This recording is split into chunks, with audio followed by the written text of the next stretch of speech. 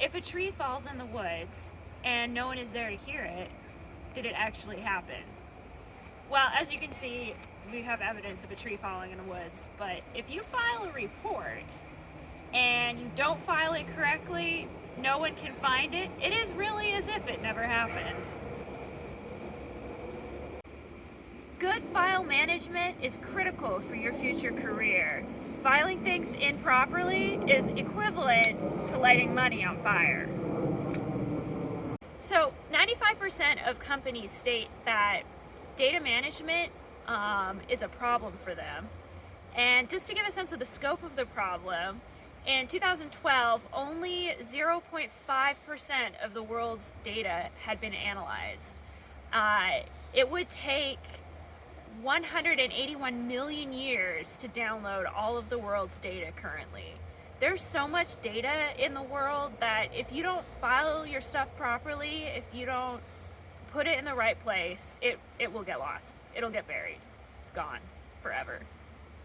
It's awe-inspiring how easy it is to lose data. Good data management can save lives. The NASA Challenger, part of the reason why it blew up is because it was built from specs that had been superseded and filed in a confusing way. The engineers who were building it grabbed the wrong specs.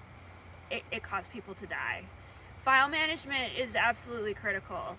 And if you want to think about some good rules of thumb to manage data, some things to consider: use the naming conventions that you've been given in your company.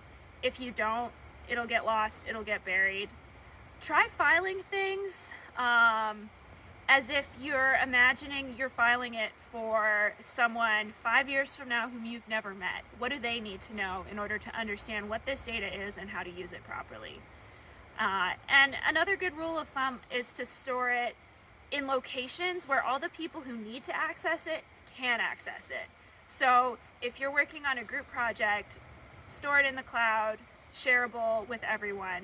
Make sure you dot those I's and cross those T's. And finally, it's really good to keep in mind that you can get a PhD in data management. There is a lot to learn about it, a lot of new ways to do it better, and the industry is constantly changing. So get curious, get interested, educate yourself, ask questions, because it's critical.